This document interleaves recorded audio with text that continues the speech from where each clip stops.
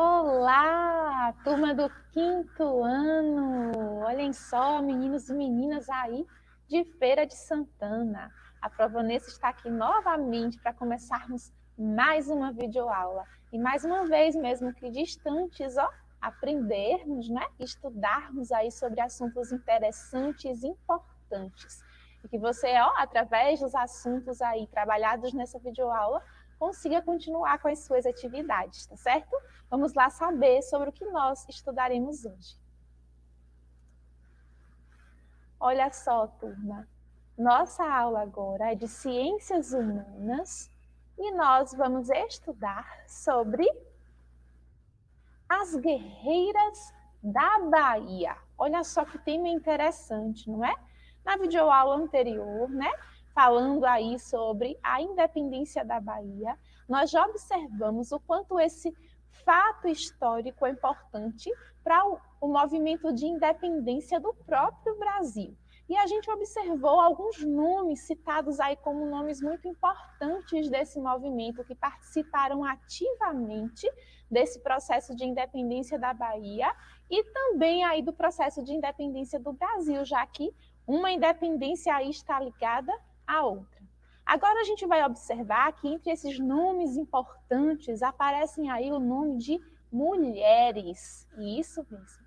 Normalmente a gente vê citando, né, quando estudamos a história do Brasil e a história em si, os fatos históricos que fazem parte aí das civilizações, nomes de homens. Então são guerreiros, heróis, políticos, pessoas que promoveram aí ações importantes em prol do desenvolvimento da sociedade, da humanidade. E é comum a gente aprender, né, conviver entre esses fatos históricos com os nomes masculinos. Mas essa história aqui, né, que a Pro vai contar, a gente vai observar a presença aí de nomes femininos e vai nos mostrar que as mulheres também podem participar, também participam aí dos fatos históricos, desenvolvendo ações importantes e se tornando aí representantes, né, do poder da mulher diante das revoluções e das mudanças que transformam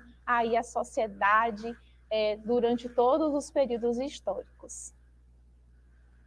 E aí, para começar, a Pro traz a imagem aí do Viva o 2 de julho, lembrando aí as comemorações que marcam esta data, que é feriado aqui no nosso estado, na Bahia, representando a data em que, enfim, né, depois de muitas lutas, de conflitos, os portugueses foram aí expulsos da Bahia e a Bahia conseguiu se tornar independente de fato. Relembrando aí que o Brasil já havia se tornado independente, a independência do Brasil já havia sido declarada por Dom Pedro I antes disso, né?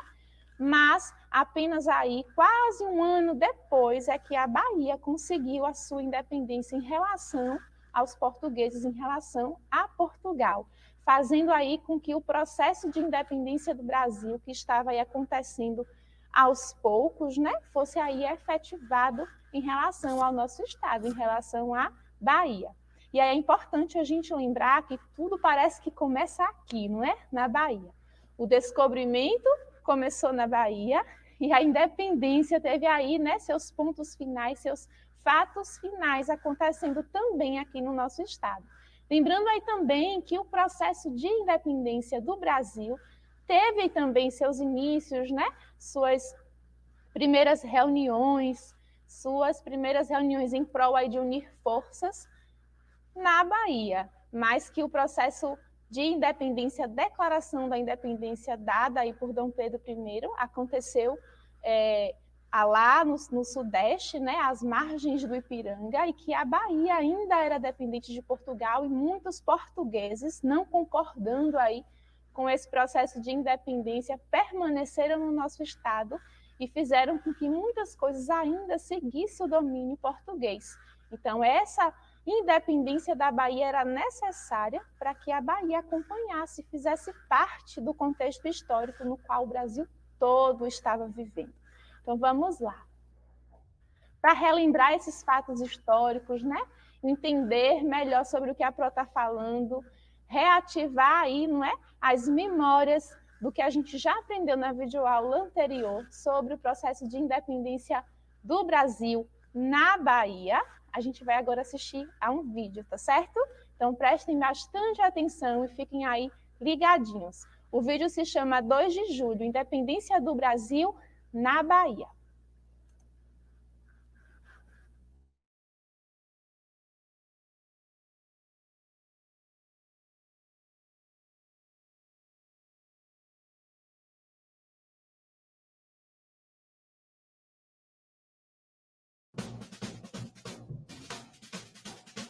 Em fevereiro de 1822, chega a Salvador o general português Madeira de Mello, que assume o comando das tropas lusitanas e fecha a Câmara de Salvador. No dia 19 de fevereiro, soldados brasileiros procuram abrigo no Convento da Lapa. Na tentativa de protegê-los, a sora Joana Angélica é morta por soldados portugueses a golpes de baioneta.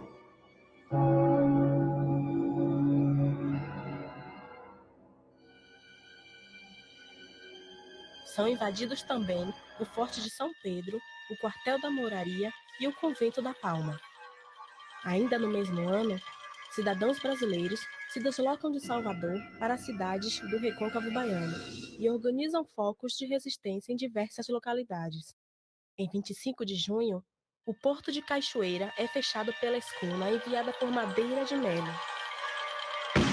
São travadas várias lutas contra os portugueses, culminando com a captura da escuna. Cachoeira é então declarada território livre.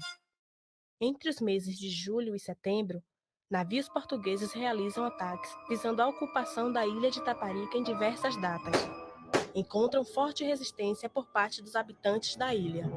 Em 8 de novembro de 1822, ocorre a mais importante e decisiva batalha da independência do Brasil na Bahia, a Batalha de Pirajá, travada na região do Cabrito e de Campinas de Pirajá, e comandada pelo general Labatut. Para participar das lutas, 250 portugueses desembarcam em Itacaranha e Plataforma, e se encontram com um batalhão que segue por terra. Nesta batalha, estima-se a participação de cerca de 5.000 homens. Os brasileiros ocupam as regiões da Boa Vista de Brotas, Graça e Vitória, e armam emboscadas aos engenhos da Conceição, Ubaranas, Cabula e Resgate. Após esta vitória militar brasileira, é montado um cerco à cidade de Salvador, que dura mais de 6 meses até a retirada das tropas portuguesas. Durante o primeiro semestre de 1823, os portugueses empreendem vários ataques navais, ainda como tentativas de reverter o fracasso em terras baianas. São realizados novos ataques à ilha de Taparica e à Barra do Paraguaçu. Destacam-se nestas lutas Maria Quitéria de Jesus, do Batalhão Voluntários do Príncipe, e Maria Filipa, moradora da ilha. Em Salvador, continuam os conflitos urbanos, como Mata-Marotos, movimento de emboscadas contra militares portugueses, realizado por negros moradores de quilombos. Em junho, os contingentes brasileiros, acampados em Pirajá durante meses, começam a avançar e a libertar as povoações de Brotas, Rio Vermelho, Pituba e Itapuã. Os índios de Itapuã e Massarandupió se engajam nas tropas brasileiras, com destaque para o cacique Jacaré. Em 2 de julho de 1823, os batalhões brasileiros marcham vindos do quartel de Pirajá e entram em Salvador pela Estrada das Boiadas, atual Avenida Lima e Silva, no bairro da Liberdade. Tropas vindas de Armação e Rio Vermelho seguem rumo ao Tororó, Barra, Graça e Corredor da Vitória, e juntamente com os batalhões de Pirajá, ocupam o quartel da Pólvora, no atual Campo da Pólvora, o Forte da Gamboa, a Casa da Pólvora nos Aflitos e o Forte de São Pedro. Em 1824, acontece o primeiro cortejo em comemoração à entrada triunfal do Exército Libertador em Salvador. Sobre uma carreta tomada dos portugueses, colocam um mestiço, descendente de índios, que é levado por populares pelas ruas do roteiro, provocando algazarras ao som de batuques e acrescentando à festa um aspecto do qual nunca mais se distanciará: a folia. No trecho percorrido, as casas se encontram enfeitadas pelos moradores. Participam do desfile pessoas representando os heróis e os personagens da independência do Brasil na Bahia. A partir do primeiro cortejo do 2 de julho, camadas populares fazem desta festa um espaço para a manifestação de seus anseios e reivindicações de seus direitos. Em 1826, o mestiço é substituído pela imagem escultural do caboclo, e em 1840 surge a cabocla, constituindo-se os dois no núcleo central do cortejo.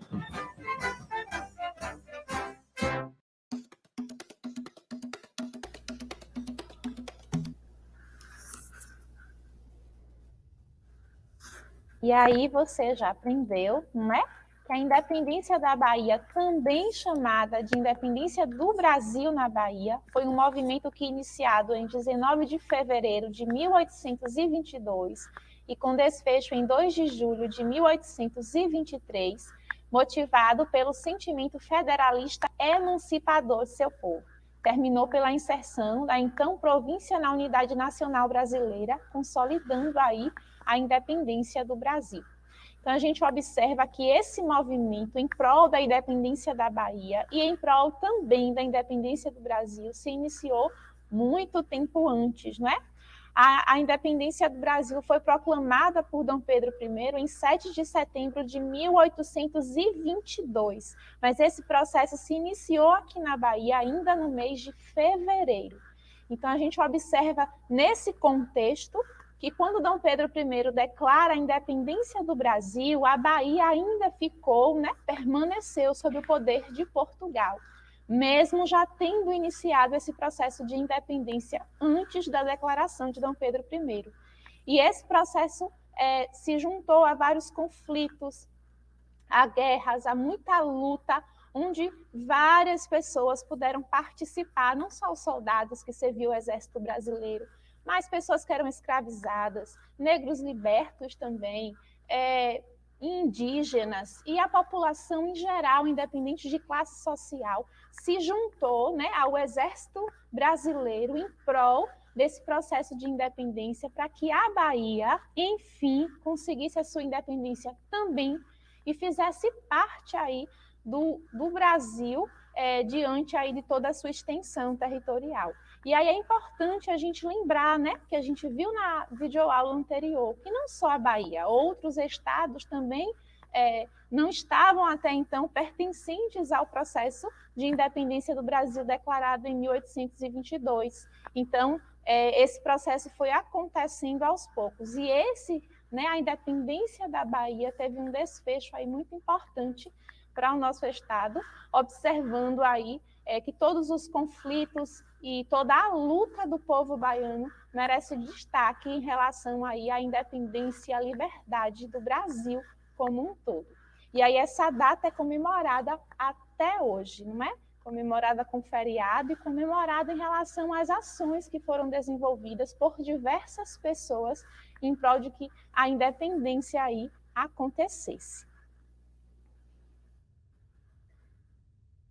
E aí, quando a Pro fala dos heróis, das pessoas que lutaram, e a gente observa, né, todo mundo participando para que a Bahia se tornasse independente, o próprio vídeo mostrado aí fala de algumas heroínas, né, de mulheres que se destacaram nessa luta pela independência da Bahia. E aí, a Pro traz o significado da palavra heroína. O que é? A gente ouve falar muito em herói, mas o que seria aí heroína? Heroína aí é o substantivo, né, feminino de herói, mas tem um significado, e é o que a gente vai observar aqui segundo o dicionário. Heroína é a mulher que se destaca por um ato de extraordinária coragem, valentia, força de caráter ou outra qualidade notável. Se a Pro perguntar para você aí se você conhece alguma heroína, é bem possível que você se recorde dessa imagem que a Pro está mostrando agora e de outras heroínas que é comum nós vermos nos desenhos, nos filmes, né? na televisão. Mas aí não é dessa heroína ou dessas heroínas que costumamos ver que a Pro vai falar agora. A gente vai falar de heroínas da Bahia. A Pro não está falando aí da Mulher Maravilha, nem de uma outra heroína que a gente está acostumado a assistir e observar as histórias aí fictícias, né, que aparecem para a gente. Nós temos aí mulheres heroínas de verdade, que em seus atos heróicos são destacados durante aí esse processo histórico e dentro aí do processo histórico de independência da Bahia, com seu nome citado, representado e respeitado até hoje. E aí a Pro está falando, entre todas as outras mulheres que também participaram do processo de independência da Bahia, a Pro destaca esses 3 nomes que participaram aí, né, cada uma com a sua contribuição e seus atos heróicos em prol desse movimento. E aí a Pro cita Maria Quitéria, Joana Angélica e Maria Felipa. Alguns desses nomes aí lhe parece familiar, você conhece, já ouviu falar? Olhem só. A gente vai conhecer agora um pouquinho da história, né? Um pouquinho aí de algumas características e informações importantes sobre cada uma delas, tá certo? A primeira que a Pro vai mostrar aí é Maria Felipa. Olhem só. Maria Felipa é trabalhadora braçal, pescadora e marisqueira, e essa negra liderou outras mulheres negras. Liderou também índios tupinambás e tapuias em batalhas contra os portugueses que atacavam aí a ilha de Itaparica, que ela morava lá na ilha de Itaparica, a partir de 1822. Um dos feitos do grupo de Maria Felipa foi ter queimado aí 40 embarcações portuguesas que estavam próximas à ilha. Maria Felipa era conhecida aí por sua beleza, né? Ela era também grande, forte e muito astuta, muito esperta. E ela liderou aí um grupo de mulheres que, ao perceber que existiam embarcações portuguesas na tocaia, né? Esperando um momento para atacar as terras ali pertencentes à Bahia, ela armou uma emboscada onde ela conseguiu, junto com essas mulheres, tocar fogo em todas essas embarcações e acabar com os planos aí das tropas portuguesas. Então, ela ganhou destaque dentro desse processo histórico, não só nessa batalha, né, não só na queima aí dessas embarcações, mas em toda a luta que ela teve para ajudar no processo de independência da Bahia. Ela foi destaque em vários outros conflitos, liderando, né, grupos de pessoas com sua força, com sua esperteza, e ajudando aí, nesses conflitos, a Bahia sair vitoriosa. Outro nome aí é o nome de Joana Angélica. Olha só. Nos primeiros dias de insegurança e medo que tomaram conta da cidade, né, da cidade de Salvador, na Bahia, em fevereiro de 1822, a abadesa Joana Angélica se tornou aí a primeira heroína e mártir da independência. Já com 60 anos e pela segunda vez na direção do convento, a religiosa tentou impedir a entrada de soldados no ambiente feminino. E aí recebeu golpes de baioneta como resposta e faleceu no dia seguinte, em 20 de fevereiro de 1822. Coloca-se aí até então a morte de Joana Angélica como um dos estupins, né? Uma das motivações que levaram as pessoas ainda mais terem aí o desejo de independência da Bahia. Ela morreu defendendo aí as outras freiras, né, que faziam parte do convento. Isso muito antes da própria independência do Brasil ser declarada, porque isso foi logo nos primeiros conversas, né, e organizações para que o movimento de independência da Bahia acontecesse. Foi em fevereiro de 1822. E aí, diante dessa conversa inicial, as tropas portuguesas tentaram e invadiram muitos locais, e um desses locais que eles foram para invadir foi o convento onde Joana Angélica estava. Ela liderava esse convento, e ela acabou aí, sem querer permitir que essas tropas entrassem, que esses soldados entrassem. Ela enfrentou os soldados, mas acabou sendo aí morta por eles.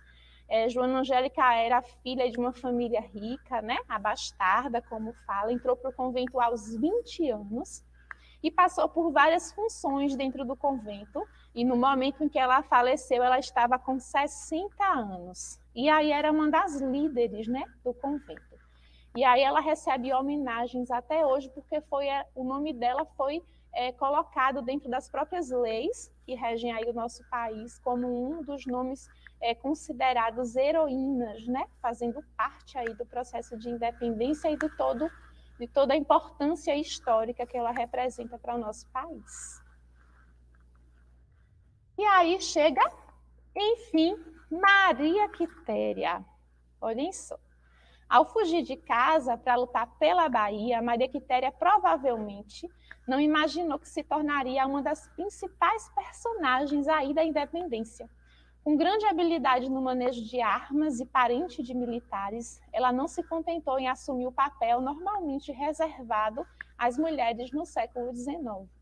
Usando o uniforme de seu cunhado, Maria Quitéria entra para o Batalhão dos Periquitos, assim apelidado popularmente pelo uso de mangas e golas verdes, e passa a se chamar Soldado Medeiros. Ela se apresentou aí com o nome do cunhado, né? Pegou as roupas de soldado do cunhado e entrou para o exército, servindo ao exército, e aí só depois, quando foi descoberta, que ela se colocou como realmente mulher. Mesmo assim, diante de toda a sua habilidade com a espada, com o montar do cavalo, ela não saiu do exército, né? Ela permaneceu e se tornou aí uma representante feminina, né? Uma representante da força feminina, mais uma representante da força feminina no processo de independência da Bahia.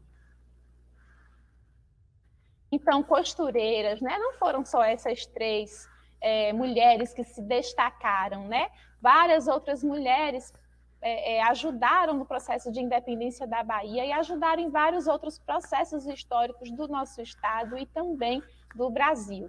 E dentro da independência da Bahia, costureiras, esposas, mães, filhas negras, ganhadeiras que trabalhavam para libertar seus maridos e filhos são exemplos de mulheres anônimas que participaram das lutas pela independência da Bahia. Mas, mesmo Maria Felipa, Joana Angélica e Maria Quitéria, muitas vezes não ganham aí o reconhecimento que merecem.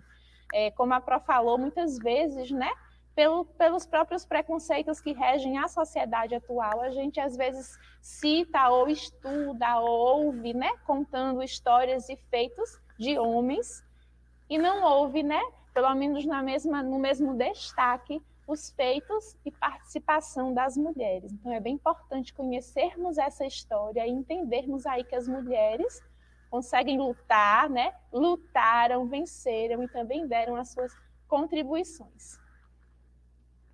E aí, por falar em Maria Quitéria, para deixar aí uma pergunta, este nome, por acaso, é familiar para você? Maria Quitéria, já ouviu falar, né? A Pró trouxe aí algumas informações sobre ela, mas você sabe de onde ela veio? Tenho certeza que esse nome é um nome comum, não é? É um nome que você já ouviu falar. E aí a Pró mostra agora essa imagem da Avenida Maria Quitéria, né, que tem aqui em Feira de Santana. Por que será que ela recebeu essa homenagem aí em nossa cidade? Existe até aqui, um monumento, não é, em homenagem a Maria Quitéria, que faz a gente lembrar aí dos canhões da guerra. Mas por que essa mulher, por que esse nome é um nome merecedor de homenagem em nossa cidade? Olhem só. Por que homenagear Maria Quitéria? Vamos saber? Olha só o que Maria Quitéria nos diz. A Pró colocou aí um quadrinho, né? Para ficar mais interessante a gente observar. Nasci na fazenda Serra da Agulha, na freguesia São José, hoje Feira de Santana, pois é, na Bahia, no dia 27 de julho de 1792. Era filha do fazendeiro português Gonçalo Alves Almeida e de Joana Maria de Jesus. Olha só, de onde é que é Maria Quitéria? Está aqui de Feira de Santana. E aí, em setembro de 1822, após a independência do Brasil ser proclamada, em algumas partes do país, como na Bahia, havia contingentes de tropas e civis que pretendiam continuar fiéis às ordens de Lisboa, às ordens aí de Portugal. E aí, insatisfeitos com isso, não é? Já adiante, já essa insatisfação já tinha se iniciado antes mesmo dessa proclamação da independência. O exército brasileiro começou as lutas aí em prol da independência do Brasil em seu território por completo. E como é que aí ela entrou, Maria Quitéria entrou nessa história? Ao tomar conhecimento do início do alistamento voluntário para o regimento de artilharia, eu pedi autorização a meu pai para lutar ao lado dos patriotas, pois dominava a montaria e sabia manejar armas de fogo. Mas, meu pedido foi negado. Então, o pai dela não permitiu. Será que ela continuou, então, seguindo a permissão do pai? Não, ela fugiu, isso mesmo. Pegou a roupa aí do cunhado e fugiu. Ao saber da fuga da filha, seu Gonçalo localizou a moça, que não queria de forma alguma abandonar as armas. O major José Antônio da Silva Castro, então, não permitiu que ela fosse desligada, pois já era reconhecida pela disciplina militar e pela facilidade de manejar as armas. E ela foi transferida para o batalhão denominado Voluntários do Príncipe Dom Pedro. Então, diante das suas habilidades, mesmo percebendo, né, que ela estava ali se passando por homem, mas era mulher, então, mesmo assim, o major não permitiu que ela saísse, né? Conversou com o pai dela e o convenceu a deixar ela servindo o exército. E aí a pergunta, você permaneceu usando outro nome no exército? Não, ela estava aí utilizando o nome do cunhado, mas aí quando ela foi descoberta como mulher, ela passou a utilizar o próprio nome. Então, quando meu pai ficou sabendo, queria que saísse, mas permaneci. E ao adotar meu nome verdadeiro, acrescentei uma saia ao meu uniforme e segui com o batalhão para vários combates. Participei da defesa da Ilha da Maré, da Barra do Paraguaçu, da Pituba e de Itapuã. E aí pôde, né, ajudar os soldados a vencerem aí esses diversos conflitos que participou. E aí, finalmente, a 2 de julho de 1823, quase um ano depois da proclamação da independência do Brasil, quando o Exército Libertador entrou em triunfo na cidade de Salvador, Maria Quitéria foi saudada e homenageada pela população em festa. E houve aí algum reconhecimento, né? Perceberam aí a importância dela na ajuda ao Exército? Olhem só. Por meus atos de bravura em combate, o general Pedro Labatute, enviado por Dom Pedro para o Comando-Geral da Resistência, conferiu-me as honras de primeiro cadete. No dia 20 de agosto, fui recebida no Rio de Janeiro pelo imperador em pessoa, que me condecorou com a Imperial Ordem do Cruzeiro no grau de cavaleiro. Então, a gente observa aí que houve, sim, um reconhecimento, inclusive, né, a imagem dela é colocada aí na entrada de todas as concentrações do Exército, sendo aí uma representante da força feminina para o Exército brasileiro como um todo. E aí tem a fala do próprio imperador, né, ao ter na sua frente aquela mulher que foi tão importante para as várias vitórias que levou à independência da Bahia. Querendo conceder a Dona Maria Quitéria de Jesus o distintivo que assinala aos serviços militares que condenou do raro, entre as mais do seu sexo, prestar a causa da independência deste império, na porfiosa restauração da capital da Bahia, hei de permitir-lhe o uso da insígnia de Cavaleiro da Ordem Imperial do Cruzeiro. A gente observa algumas falas, né, palavras aí desconhecidas para o nosso português atual, mas aí é porque é um trecho, né, da própria fala de Dom Pedro I, observando a importância de Maria Quitéria dentro desse processo de independência da Bahia e também do Brasil. E aí, para a gente observar um pouquinho melhor o resumo de toda essa história, a gente vai assistir um videozinho sobre, olha só, mulheres fantásticas e contando aí justamente a história de Maria Quitéria.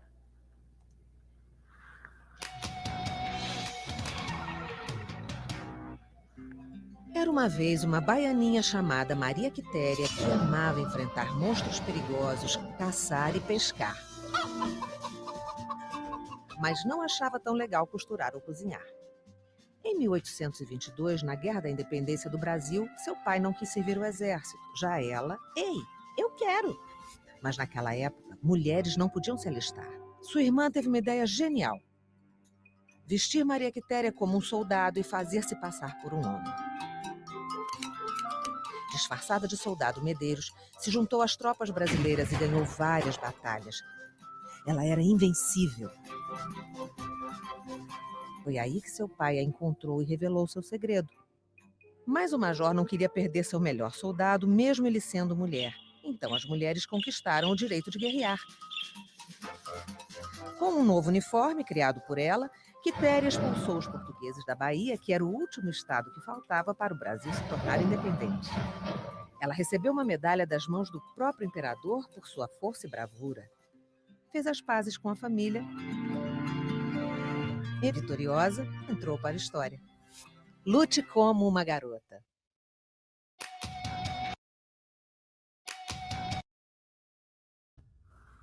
Pronto, viram aí, não é? Como é importante a gente observar a história não só aí de Maria Quitéria, mas também das outras mulheres que participaram aí desse processo de independência da Bahia, e perceber, não é, como elas lutaram, como elas mereceram espaço e destaque quando a gente vai estudar sobre esse assunto. Então, a Pro termina a aula por aqui, espero que tenham gostado, e continue agora com a atividade que a sua própria professora preparou, tá certo? Tchau, tchau!